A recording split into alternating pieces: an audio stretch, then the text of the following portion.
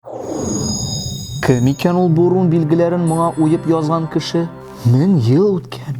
Адәм балалары рун билгеләренең ни нәрсә аңлатканын да күптән онытканнар инде. Дөресен генә әйткәндә, үзенә аңлашылмаган бар нәрсә дә бераз шикләндерә. Монда да саклык кымачауламастыр. Ассаламу алейкум. Исәнмесез?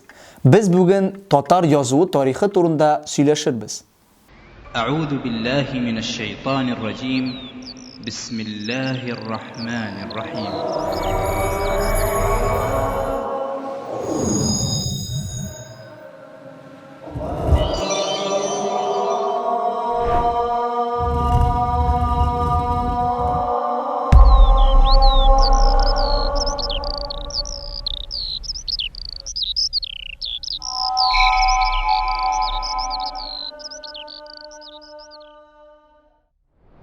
Бүгенге көндә бер халыкта рун язуы белән файдаланмый, кулланылмый. Юкса төшеп калган, югалган дип әйтергә мөмкин. Шулай булуына карамастан, безнең халкыбызда ул әле бүгенге көннәргә кадәр кулланылып килгән тамгалар буларак. Менә монда мин сезгә күрсәтәм безнең татар мырзаларының тамгалары. Бу аерым тарихи тикшеренү үткәрелгән булган. Менә монда игътибар итсәгез, рун хәрефләре дилен үзләренең тамгалары итеп куллана башлаганнар. Ягъни һәр гаиләнең, һәр нәселнең үзенең тамгасы булган, шул тамганы салганнар, аларның теге мөхире шикелле булган, печате шикелле. Каян килеп без беләбез соң безнең борынгы бабаларыбызның беренчеләрдән булып рун язуыннан файдаланганы турында бу инде тарихи тикшеренүләр үткәргәннәр, тапканнар төрле урыннарда, төрле тарихи язмалар. Руннар ташка чыгып язганнар. Менә монда без күрәбез, Күлтәгин дигән юлбашчыга куелган аның һәйкәле. Монда әлеге гаскәри юлбашчының батырлыклары язылган. Һәрхәлдә аны үзе язмаган инде ул. Ул үлгәннән соң аңа кабер ташы итеп куелган, стеллада сакланган. Рун язуын уку, аны ижекләп тә укып булмый. Аны бары тик менә шул ниндидер сүз икәнен аңлап, билгеле бер хәрефләр төркемен уйлап кына китереп чыгарга була сүзне. Чөнки теге без өйрәнгән үзебез ижекләп укырга. Ә монда ижекләп укып булмый бу язмаларны. Аларны нәрсәгә ошатып, нәрсә ничек икән дип, шул рәвешлегенә буларны ачыкларга, аңларга була. Әйткәнемчә, инде рун язуы бүгенге көндә бер халыкта да кулланылмый. Ул инде төшеп калган, менә бары тик шул тамгалар буларак кына. Без аны очрата алабыз. Кеше арасында, безнең татарлар арасында бигрәк тә тамгалар буларак авылларда әле бүгенге көндә дә һәр ниндидер нәселнең үзенең тамгасы булуы күзәтелә. Менә мин үзем авыл егете буларак, бездә дә авылда ниндидер нәселләрнең үзенең тамгалары бар. 1961 елда менә мондый борынгы археологик артефакт табылган. Бу предмет Идел Булгарстаннан хәзерге Болгария җирләренә күчеп киткән безнең ерак бабайлардан калган. Болгариядә Плиск шәһәре янында табылды. Монда нәрсә язылган соң? Юрамаларның берсе буенча Розеттаның һәр 7 нурына да уелган руник билгеләр күктәге 7 җисем исеменә туры килә. Бу Кояш билгесе, аннан соң Марс, Юпитер, Сатурн, Ай, Меркурий һәм Венера билгеләре. Ә артефактның икенче ягында Розеттаның урта бер җирендә ниндидер билге. Моның бары тик юрама, гипотеза гына икәнен тагын бер кат кабатлыйм. Бу предметның ни өчен эшләнгәнен төгәл генә беркем дә әйтә алмый. Монда иң мөһиме ширккә бирелмәү. Мәсьәләнең мистик ягы белән мавыгып китмәү. Күңелдә борынгы артефактлар ниндидер көчкә, тылсымга ия дигән ялгыш фикер туга юл куймау. Бар көч һәм кудрәт бары тик Аллаһы Тәгаләдә генә. Рун әлифбасы иң беренчеләрдән булып кулланылган дисәк, чыннан да ул беренчеләрдән булып кулланылган, ләкин вакытлар үтү белән инде аны безнең гарәп әлифбасы кысрыклап чыгарган гарәп язуы. Шул вакытта рун язуы белән бергә уйгур язуының кулланылуы да билгеле. Уйгур язуы бу ни өчен исеме аның уйгур дип атала? Чөнки инде безнең төркиләрдән уйгурлар бар, алар алдынгы шулай ук халык. Электән Кытай белән чиктәш, алар белән аралашып яшәгән халык. Алар уйлап тапканнар аны, алардан кулланыла башлаган беренче. Шуннан соң инде ул әкрен генә таралган. Моның үзенчәлеге нәрсәдә дип әйтергә мөмкин, уйгыр язуының шулай ук безнең бүгенге көндә яза торган кириллицадагы шикелле үк, алар да нишләгәннәр? Сулдан уңга таба язганнар. Гарәптәге шикелле кебек түгел. Сулдан уңга таба язганнар. Ләкин шундый bir şir bulgan, ondan soң алар истән аска таба язуда күзәтелгән. Истән аска таба язу. Шундый әйберләрдә бар.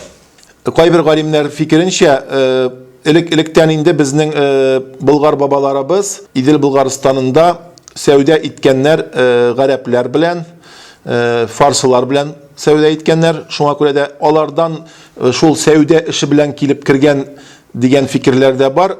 Ул фикерне читкә этмичә, ләкин дин белән бергә килеп керү инде монсы инде һәм аның шул кадәр озак итеп бездә кулланылуы гарәп язуының һич шиксез монсы аның билгеле, ачык. Шунысы кызык. Нәкъ менә бүгенге сөйләшүебезгә кагылышлы тема буенча миңа Болгарда булырга туры килгән иде. Без Урта гасыр сугышына багышланган Бөек Болгар фестивалендә катнаштык. Без анда балалар мәйданында теләге булган һәр кемгә гарәп графикасын өйрәттек. Олылар да, балалар да зур кызыксыну белән үз исемнәрен гарәп хәрефләре белән яздылар. Урта гасыр киеменә багышланган конкурста безнең Түбән Кама мәчете исеменнән Рәдиф хәзрәт чыгыш ясады. Ул Ибн Фадлан образында иде. Аның гарәп телендә чыгыш ясавы тамашачыны да, жюрины да тәэсирләндерде, сокландырды. Кешеләр Рәдиф хәзрәтнең Ибн Фадлан образын гәүдәләндерүенә гадәти бер нәрсәдәй карадылар. Әйтерсең, гарәп графикасын Рәдиф хәзрәттән түгел, Ибн Фадланның үзеннән өйрәнделәр. Безнең гарәп язуы ул 1927 елга кадәр кулланыла. Инде 27 елдан башлап күтәрелә. Бу инде әлегә баягы Совет властының карары. Нигездә монда татарлар үзләре телиләр һәр хәлдә, монда төрки халыклар, монда азәрбайҗаннар, шулай ук үзләренең алфавитларын үзгәртү турында сүз алып баралар. Татар башкортлар берләшеп, журналистлар җыелышып конференциядә шулай ук үз фикерләрен әйтәләр.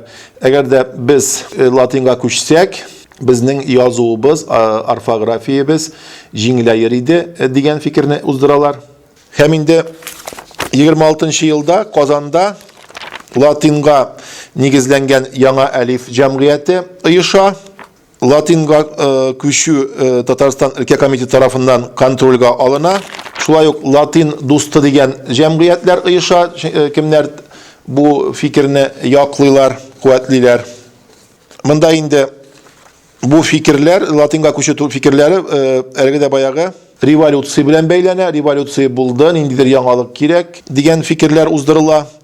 27 елның 3 июлендә яңа әлифкә күчү, латинга нигезләнгән яңа әлифкә күчү турында карар кабул ителә.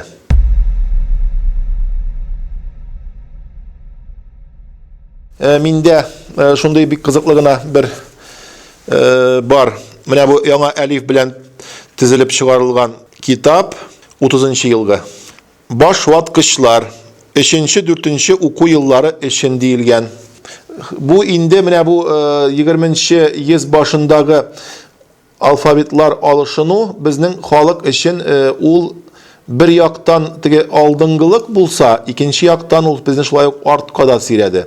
Ни өчен дип әйткәндә, чөнки инде 1000 еллар буена кулланылып килгән, язып килгән әдәбиятыбыз, ул китапларыбыз, алар кирәксезгә чыкты шул рәвешле. Әбиләр генә гарәп язуын белделәр, әбиләр бабайлар гына, кемнәр анада укыганнар. Инде яңа буын, яшь буын, алар ул безнең иске язуыбыздан мәхрүм калдылар, аны белмәделәр. Шулай иттереп буыннар арасында өзеклек барлыкка килде.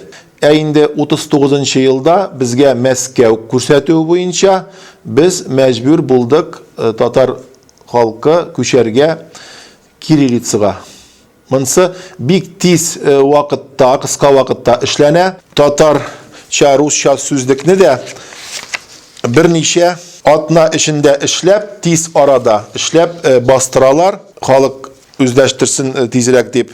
97 елда гыйнвар аенда кириллицага яңадан безнең үзгәрешләр керттек дип үзгәрешләр керде ди кайсыяктан бары тик урыннарын гына үзгәрттек. Татар хәрефләре артта түгел, 6 хәреф менә алар. Адан соң удан соң ü, н хәрефеннән соң ң хәрефе истәлеп, ыдан соң хәрефе истәлеп, х хәрефеннән соң х хәрефләре истәлеп, шулай итеп урнаштырдык. Теге мискин татар хәрефләрен бераз инде урынга куйдык һәм аларның ничектер теге мискинлектән бераз чыгардык дип әйтергә мөмкин. Ләкин шулай булуына карамастан, менә мин әле үзем дә хәтерлим, 89 елда Татарстан АССР Югары Советы Президиум указы белән татар алфавитына Q, G һәм У авазлары өчен истәмә хәрефләр кертү турында газеталарда чыкты мәкаләләр. Ләкин ул нишләптер үзгәрешләр алфавитның үзендә чагылмады. Нәрсә белән бәйле булгандыр ансы турында мин әйтә алмыйм. Шундый күтәрелеп чыккан иде. Чөнки инде җитмәүлек менә бу булган авазларга билгеләр булмау кыенлык тудыра язуда. Чөнки безнең татар орфографиясе ул кырылган фонетик принципка. Ничек әйтәбез, шул рәвешле язабыз. Ләкин менә бу Q, G, U авазларына билгеләр булмау, ул орфографиядә кыенлыкларны тудыра һәм инде орфографияны катлауландыра. Ничек кенә булмасын, инде без 21 гасырга кердек кириллица белән, шул алфавитта язабыз, кулланабыз аны. Ничек кенә булмасын, безнең иң беренче чираттагы бурычыбыз, теләгебез үзебезнең телебезне югалтмау, аны саклау, булган әлифбасын куллану, инде камилләштерергә беркайчанда соң түгел. Бу тема миңа шул кадәр мавыктыргыч тоелды. Хәрефләрне үз кулларым белән кагазгә төшереп карыйсым килде. Бәлки, берәрсенә хат та язып җибәрермен. Ярар. Сау булыгыз. Ассаламу алейкум.